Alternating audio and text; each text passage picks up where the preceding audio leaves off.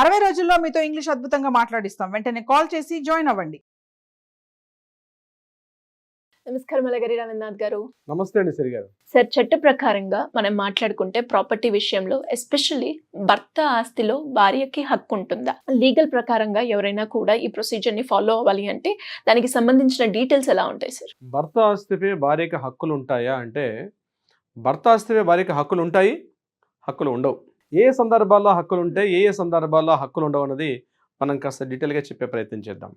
ముందుగా Hindu suction act ఏదైతే ఉందో 1956, ఆ యాక్ట్ ప్రకారం సెక్షన్ 14(1) ప్రకారం భర్త యొక్క స్వార్జిత సెల్ఫ్ ఎక్వైర్డ్ ప్రాపర్టీ ఏదైతే ఉంటుందో ఆ ప్రాపర్టీపై భార్యకి ఎటువంటి హక్కులు అయితే ఉండవు. గుర్తుపెట్టుకోవాల్సింది అంటే, భార్యాభర్తలు మ్యారేజ్ చేసుకున్నారు, కలిసి ఒకే ఇంట్లో కాపురం ఉంటున్నారు, కలిసి జీవితం సాగిస్తున్నారు. ఇటువంటి సందర్భాల్లో భర్త ఏదైనా ప్రాపర్టీ తీసుకుంటుంటే ఆయన పేరు మీదుగా ఉన్నటువంటి ప్రాపర్టీ ఆయన సంపాదిస్తున్న సమయంలో, అంటే ఆయన లైవ్లో ఉన్నంతకాలం కూడా ఆ ప్రాపర్టీ మీద భార్యకి ఎటువంటి హక్కులు కూడా ఉండవు. ఇది గుర్తుపెట్టుకోవాల్సిన point number 1. Okay. Joint properties తీసుకుంటారు. సెల్ఫ్ ఎక్వైర్డ్ ప్రాపర్టీ కూడా జాయింట్ ఉంటుంది. అంటే ఇద్దరు కలిసి జాయింట్ రిజిస్ట్రేషన్ చేసుకుంటారు. భార్యాభర్తలు ఇద్దరు కలిసి జాయింట్ రిజిస్ట్రేషన్ చేసుకున్న సందర్భాల్లో ఆ ప్రాపర్టీ మీద ఇద్దరికి కూడా హక్కులు ఉండే అవకాశం ఉంటుంది.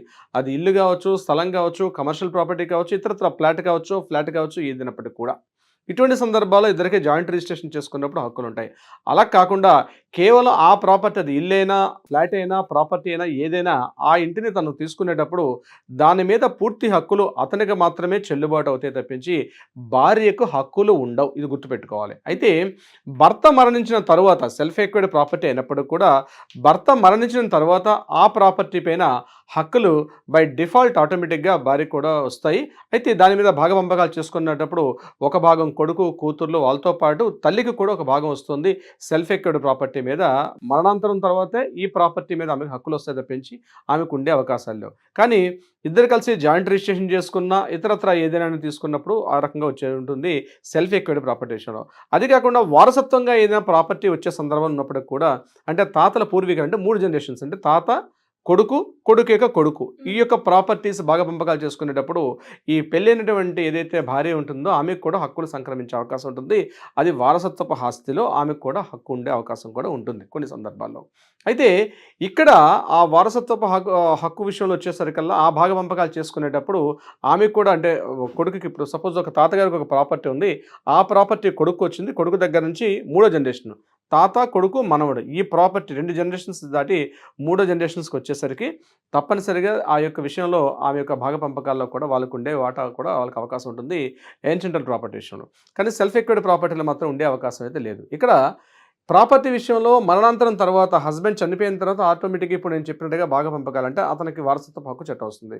ఇక్కడ చూడండి, కొన్ని సందర్భాల్లో ఏదైనా, అంటే జాయింట్ ప్రాపర్టీస్ కాకుండా కొన్ని సందర్భాలు ఏం చేస్తారంటే ఏదైనా వ్యాపార భాగస్వామ్యం, అంటే ఫర్ ఎగ్జాంపుల్ ఒక ఫర్మ్ రిజిస్ట్రేషన్ చేసుకోవాలనుకోండి. ఫర్మ్ రిజిస్ట్రేషన్ చేసుకునేటప్పుడు అలాంటి సందర్భాల్లో భార్యకి హక్కులు ఉంటాయి. భార్య కూడా ఆ యొక్క లీగాలిటీ హైరార్కీ ప్రకారం లీగల్గా హక్కులు వచ్చి సంక్రమించే ఆస్తులు ఉంటాయి. కానీ ఏదైనా ఒక ప్రాపర్టీ పర్చేజ్ చేసుకునేటప్పుడు, ఏదైనా ఒక స్థలం కానీ ఒక ఇల్లు కానీ కొనుక్కునేటప్పుడు జాయింట్ ప్రాపర్టీ రిజిస్ట్రేషన్ చేసుకున్న సందర్భాల్లో హక్కులు వస్తాయి తప్పించి యాస్టీస్గా సెల్ఫ్ ఎక్వైర్డ్ ప్రాపర్టీ, అది ఇల్లు ఉంది, కమర్షియల్ ఉంది, దాని మీద చాలా రెంట్స్ వస్తున్నాయి, సో ఆ రెంట్స్ మీద నా హక్కు ప్రకారం నాకు ఇవ్వాల్సి ఉంటుంది, నాకు కూడా రావాలి అన్న సందర్భాల్లో అయితే అవకాశం లేదు. ఇది కాకుండా హిందూ వివాహ చట్టం సెక్షన్ 15 ప్రకారం భార్యాభర్తల మధ్య విడాకులు వెళ్ళిన సందర్భాల్లో, అంటే భార్యాభర్తల మధ్య డివోర్స్ ఏర్పడిన సందర్భంలో కూడా ఆటోమేటిక్గా ఏదైతే ఆ ప్రాపర్టీ ఉంటుందో, సెల్ఫ్ ఎక్వైర్డ్ ప్రాపర్టీ ఉంటుందో, ఆ సెల్ఫ్ ఎక్వైర్డ్ ప్రాపర్టీలో కూడా నాకు దానికి సంబంధించి కొంత భరణం కానీ మెయింటెనెన్స్ చెప్పేటప్పుడు కానీ ఆ సందర్భాల్లో అడిగే హక్కు అయితే భార్యకు ఉంటుంది. దాని తగ్గట్టుగా కోర్టు కూడా ఏం చేస్తారంటే ఎంత అసెట్ ఉంది, ఎంత ప్రాపర్టీ ఉంది, ఎంత రెంట్స్ వస్తున్నాయి, దాని వాల్యూస్ ఎంత అని చెప్పి దాని ప్రకారంగా కూడా అడిగే హక్కు అయితే భార్య కూడా ఉండే హక్కు ఉంటుంది. అతను లైవ్లో ఉన్నప్పుడు కూడా విడాకులు తీసుకున్న సందర్భంలో, అంటే మెయింటెనెన్స్ భరణం పొందే హక్కులో మాత్రం ఖచ్చితంగా ఉండే అవకాశం ఉంటుంది. దానికి సంబంధించి అంటే ఇద్దరు కలిసి జీవించేటప్పుడు మాత్రం ప్రత్యేకంగా భార్యకి ఎటువంటి హక్కులు ఉండవు. కానీ వారిద్దరూ లైఫ్లో డీల్ చేస్తూ అతను చనిపోయిన సందర్భంలో మరణాంతరం తర్వాతే ఆ సెల్ఫ్ ఎక్వైర్డ్ ప్రాపర్టీ మీద ఆ భార్యకు కూడా హక్కులు ఉంటాయి. అది కాకుండా విడాకులు తీసుకున్న తర్వాత వీటికి కూడా సంబంధించి హక్కులు కూడా ఉంటాయి. ఒకవేళ విడాకులు తీసుకున్న తర్వాత ఈమె భార్య వేరే వ్యక్తిని మ్యారేజ్ చేసుకుని వెళ్ళిపోయిన సందర్భాల్లో మాత్రం ఈ యొక్క ప్రాపర్టీస్ విషయంలో మాత్రం కొన్ని ఇష్యూస్ రేజ్ అవుతాయి. ఎందుకంటే ఇతను రెండో మ్యారేజ్ చేసుకుంటారు కాబట్టి రెండో మ్యారేజ్ టైంలో ఆ ప్రాపర్టీస్ మీద ఎవరైతే ఉన్నారో, రెండో మ్యారేజ్ చేసుకున్న తర్వాత విడాకులు ఇచ్చేసిన తర్వాత రెండో భార్యని వీడిని మ్యారేజ్ చేసుకున్నారు కాబట్టి లీగల్ రూల్స్ ప్రకారం ఆమెకు హక్కులు వస్తాయి. ఈమె ఇంకొక వ్యక్తిని మ్యారేజ్ చేసుకుని బయటకు వెళ్ళిపోయిన తర్వాత మెయింటెనెన్స్ యాక్ట్ వస్తుంది కాబట్టి ఆమెకు హక్కులు సంక్రమించే అవకాశం మాత్రం చాలా తక్కువ ఉంటుంది.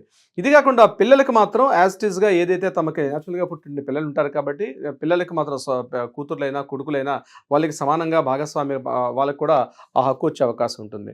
ఇక్కడ మరొకటి ఏంటంటే ఆమె ఏదైనా సందర్భాల్లో భార్య మరణించిన సందర్భంలో ఆమెకు రావాల్సిన ప్రాపర్టీ ఏదైతే ఉంటుందో దానికి మరలా ఆ హక్కు ప్రకారం నుంచి మరలా భర్తకు వచ్చే అవకాశం ఉంటుంది. అదేవిధంగా పిల్లలు ఎవరుంటే పిల్లలకు కూడా ఆ యొక్క ఒకవేళ ఏదైనా సందర్భాల్లో భార్య మరణించింది ఆమెకు కావాల్సిన వారసత్వ హక్కుల్లో ఎన్షియల్ ప్రాపర్టీ వస్తుంది. ఏదో సందర్భాల్లో భార్య అనారోగ్యం కావచ్చు, ఇతరత్ర ఏదైనా కారణాలు ఇచ్చే భార్య చనిపోయిన సందర్భాల్లో ఆ ప్రాపర్టీ ఎలా ఉంటుందంటే ఇక్కడ ఉన్నటువంటి కొడుకులకి కూతులకి యాస్టీస్గా బాగా పంపకాలు జరిగే అవకాశం కూడా ఉంటుంది. ఏదేమైనప్పటికీ కూడా మనం క్లియర్గా చెప్పేది ఏంటంటే భర్త బతికున్న సమయంలో సెల్ఫ్ ఎక్విడ్ ప్రాపర్టీ అయితే భార్యకి ఎటువంటి హక్కులు ఉండదు. భర్త మరణాంతరం మాత్రమే ఆమెకు హక్కులు వచ్చే అవకాశం ఉంటుంది. జాయింట్ ప్రాపర్టీస్లో జాయింట్గా ఉన్నటువంటి హక్కులు అయితే సరి సమానంగా హక్కులు కూడా ఉండే అవకాశం ఉంటుంది. సిరిగారు, సో మరి ఎవరికైనా కూడా ఇంకా ఈ ప్రాపర్టీస్ గురించి ఎస్పెషల్లీ నాకు నా భర్త ఆస్తిలో వాటా ఉంటుందా లేదా, ఒకవేళ నేను లీగల్ పరంగా ముందుకెళ్ళాలి అనుకునే వాళ్ళే కావచ్చు, లేదు ప్రాపర్టీ ఇష్యూస్లో మా ఫ్యామిలీలో చాలా గొడవలు అవుతున్నాయి, దానికి సంబంధించి లీగల్గా మీ అడ్వైస్ కావాలి అనుకునే వాళ్ళు మిమ్మల్ని ఏ రకంగా సంప్రదించాల్సిన అవసరం ఉందంటారు సార్? కింద స్క్రోల్ అవుతున్న నెంబర్ని కాంటాక్ట్ చేయగలిగితే మన లీగల్ టీం వాళ్ళకి అప్రోచ్ అవుతారు. తగినటువంటి సలహా సహకారాలు సంప్రదింపులు ఇచ్చే అవకాశం ఉంటుంది.